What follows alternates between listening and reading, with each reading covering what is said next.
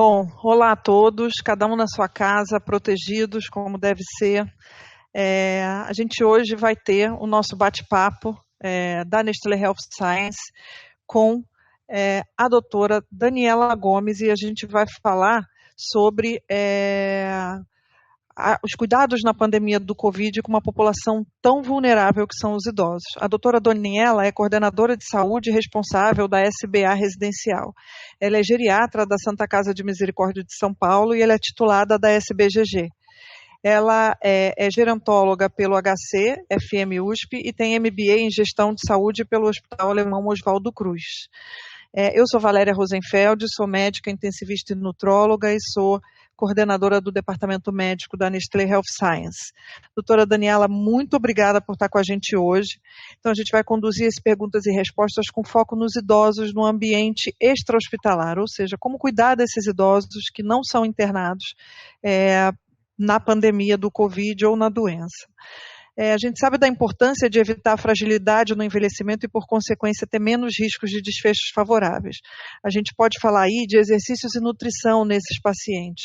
Quais são os cuidados que a gente tem que ter com esses pacientes para que eles estejam mais protegidos e mais fortes com relação ao coronavírus? Existe alguma recomendação especial? Primeiramente, muito obrigada, Valéria. Parabéns pela Nestlé, pela iniciativa.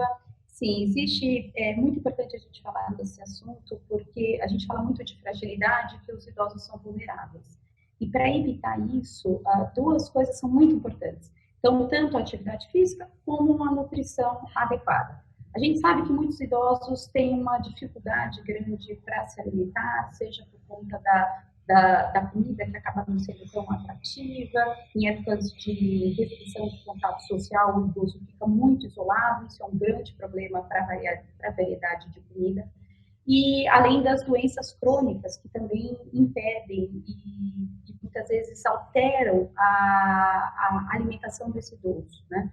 Então, é importantíssimo que esse idoso ingira bastante proteína, que pense na sua imunidade por conta disso, então com micronutrientes, vitaminas, e para isso, muitas vezes, é necessário, caso ele não consiga ingerir tudo o que precisa diariamente, é muito importante a suplementação, principalmente a suplementação proteica, né, nesses casos. Muito bem. Quando a gente fala de cuidadores e familiares desses idosos, quais os cuidados que ele tem que ter para proteger esses idosos quando eles estão ainda sãos e quais os cuidados caso os idosos tenham a infecção pelo Covid? O que eles têm que não só cuidar do ponto de vista deles próprios, mas o que eles têm que observar nesse idoso que sejam sinais de gravidade e que precise de uma internação nesse contexto? A COVID, ela começa com sintomas como se fosse uma gripe, né? Então, a família deve observar sempre presença de febre, idoso não necessariamente faz febre, então a gente também se atenta a outros sinais. Então, congestão nasal, coriza, dificuldade respiratória, a pessoa fica cansada quando faz pequenos esforços. Esses sintomas são muito importantes para a família estar observando. Hoje em dia a gente recomenda, se for sintomas leves, né, o ideal é que converse com o médico que assiste essa pessoa e não leve para o pronto-socorro. Se for sintomas graves, aí já com desconforto respiratório, dificuldade para respirar, sim, esse paciente precisa ir até um serviço de saúde ou procurar o seu médico. Para os cuidadores, o que nós recomendamos? Importantíssimo, geralmente essas pessoas acabam indo com transporte público, ou também, mesmo que seja com o seu próprio carro, é muito importante, ao chegar na casa do idoso, né, do paciente que ele está assistindo, é muito importante, primeira coisa, trocar de roupa. Né? Então, ter cuidado com os sapatos, trocar de roupa, colocar um uniforme, fazer a lavagem das mãos depois desse procedimento. Se por acaso a pessoa tiver com sintomas gripais, o ideal é que ela não vá trabalhar, não vá atender esse paciente idoso, né? E depois evitar abraços, evitar beijinhos. Nós latinos, a gente acaba gostando desse contato mais próximo, mas nesse caso não é permitido, não é possível. Então, obviamente que dá para conversar, dá para ter contato com esse idoso, dá para fazer jogos, brincadeiras, enfim, mas sem ter um contato tão próximo, tá? Respeitando o metro de distância, como possível. Tá. A gente deve limitar o acesso dos cuidadores, a gente deve limitar o acesso a esses idosos. Como é que a gente tem que se posicionar com relação a isso? Idosos que não estão doentes com Covid. Essa pergunta é muito interessante e, assim, obviamente tem que ter um acordo entre a família, né, se tiver uma empresa de cuidador por trás, ou o próprio cuidador. O que é recomendado sempre é reduzir o fluxo de pessoas na casa. E como a gente está encarando uma pandemia nesse momento, muitos colaboradores também podem ficar acometidos pela doença. Então, precisa ter uma logística nesse sentido.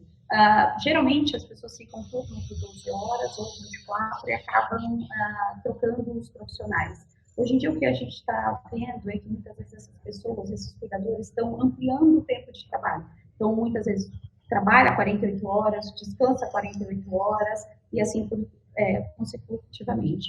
Obviamente que isso precisa de um acordo entre as partes, mas seria uma boa recomendação. Ok.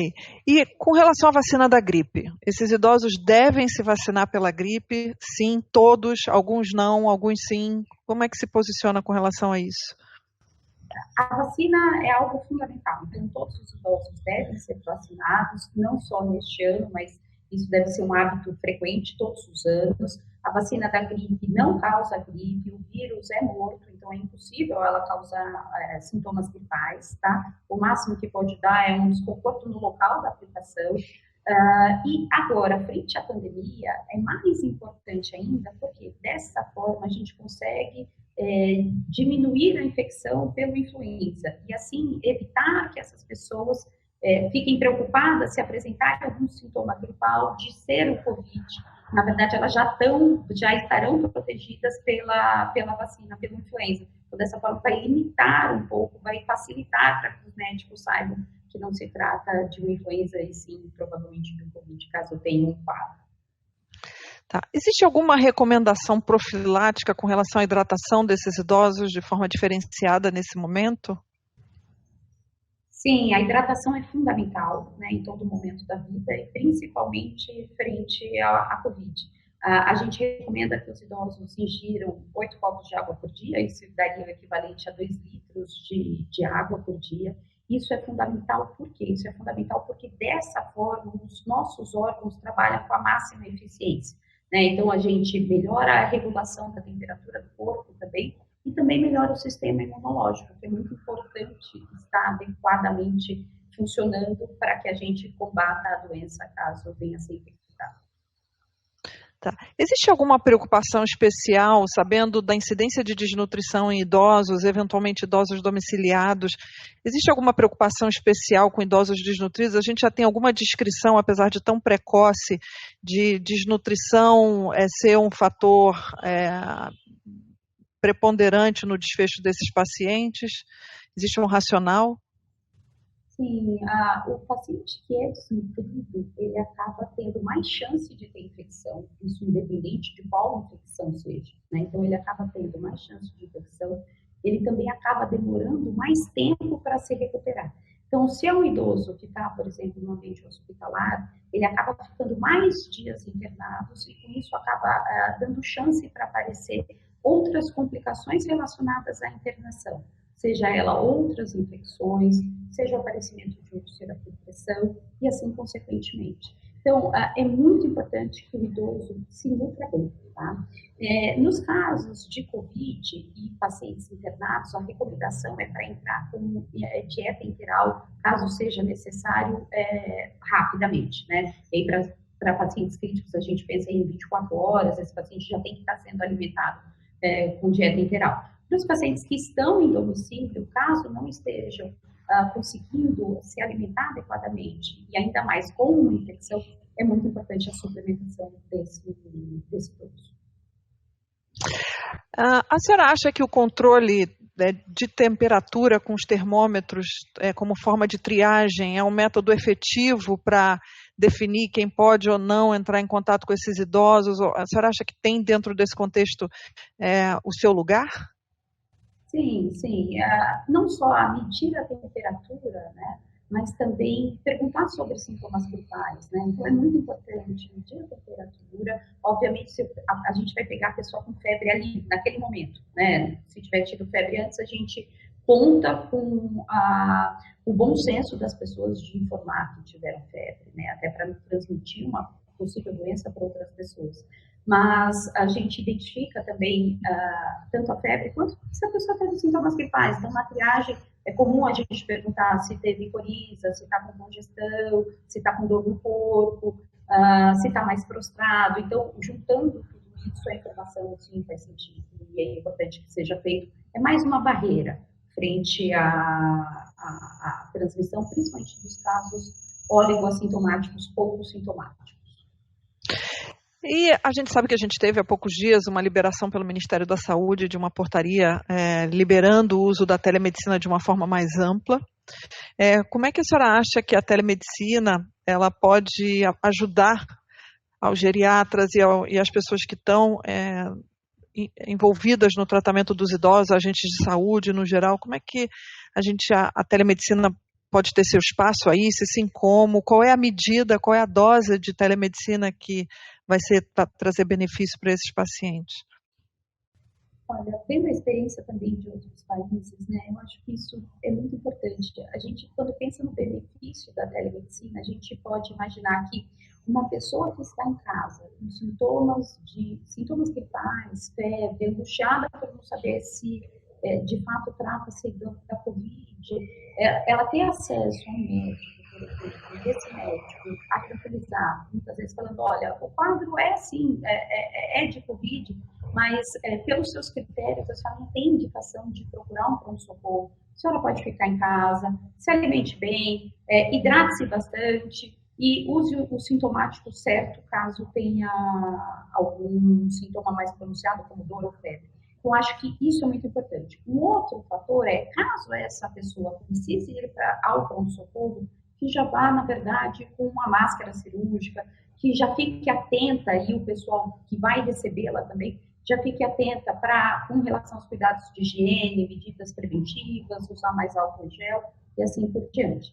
Uma outra forma que eu encaro que a telemedicina vai ser importante os pacientes crônicos continuam sendo crônicos e continuam sendo de risco. Só que quando eles têm intercorrência e vão ao pronto-socorro, que esse acaba sendo a grande maioria dos casos, que a intercorrência vai até o pronto-socorro, esses pacientes acabam sendo mais vulneráveis para ter a infecção. E como os pronto-socorros estão cada vez mais, com mais casos de Covid, então é muito importante que esses pacientes recebam a orientação de um serviço médico, de um serviço nutricional, de um apoio psicológico, de um enfermeiro, enfim, para que faça uma triagem e consiga resolver o problema dessa pessoa, se possível, sem que ela procure um serviço de forma presencial, tá? E aí, pensando no terceiro benefício, seria para os colaboradores, para os profissionais de saúde que, por acaso, estiverem com a doença, mas estão ok para trabalhar. Então, muitas vezes, a gente pode usar essa força de trabalho para orientar, via telemedicina, outras pessoas, outros pacientes idosos ou não, que precisam desse apoio. Então, acho fundamental. Agora, a gente imaginando que esses idosos precisem internar porque tenham infecção do Covid, melhorem e precisem da deshospitalização. A gente sabe que é uma população mais vulnerável e com mais risco de sofrer as consequências de uma doença e de uma internação relacionadas à fraqueza, fragilidade, sarcopenia, fraquezas adquiridas em UTIs, eventualmente. Então, como é que a gente poderia lidar com essas triagens para esse paciente ir para casa? Como é que a senhora imagina um bom critério de avaliação de deshospitalização e que nível de assistência ele vai precisar nessa deshospitalização em casa? Acho que o mais importante de tudo é uma boa cooperação entre os médicos da equipe hospitalar, a saúde suplementar e os médicos que fazem um atendimento em regime de internação domiciliar, né? Ou, no caso, um hospital de transição. Esse fluxo tem que estar muito bem estabelecido e a gente conta sempre com o apoio de todos nesse circuito para nem supervalorizar o que o paciente vai precisar, pensando na família, mas não, o que de fato esse paciente vai precisar para o atendimento, né? Então, vai precisar de um respirador, então vamos ter um respirador em casa. Vai precisar de um cuidado paliativo, então vamos prestar uma assistência paliativa adequada. Não, vai precisar de uma nutrição integral, de uma fisioterapia, enfim, para que se recupere. Então, eu acho que é muito importante esse alinhamento e esse plano de cuidados vindo desde a internação, passando pela saúde suplementar e até o pós-alta desse paciente com aquilo que vai ser. Acho que esse é o principal, é o que mais faz sentido nesse momento. Entendi.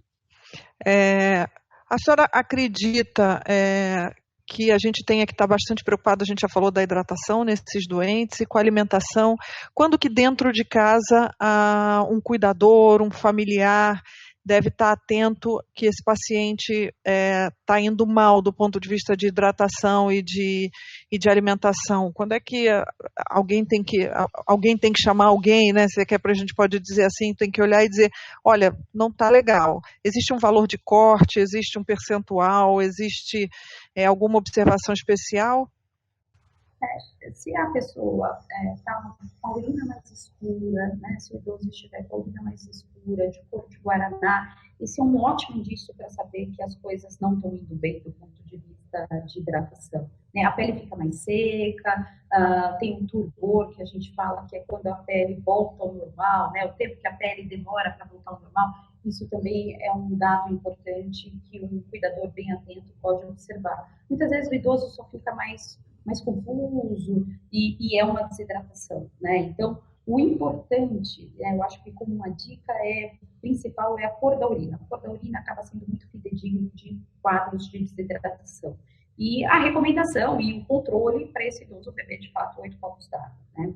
Com relação à alimentação, se esse idoso estiver diminuindo a quantidade de alimentos em frente, eles estão infectados, se ele não estiver com inapetência, não comendo adequadamente, acho que já acendeu todos os faróis possíveis. Então, esse idoso, na verdade, ele vai precisar de uma suplementação. Eu acho que a gente não tem que esperar esse idoso perder peso e desnutrir, né, para que atitudes sejam tomadas. Ele está infectado, ele vai precisar de um bom aporte, tanto imunológico quanto proteico e calórico, para combater a infecção. Tá certo. Doutora Daniela, muito obrigada por esse bate-papo super esclarecedor. A gente só tem a agradecer o seu tempo para estar com a gente nesse momento. Tá bom? Obrigada. Muito obrigada.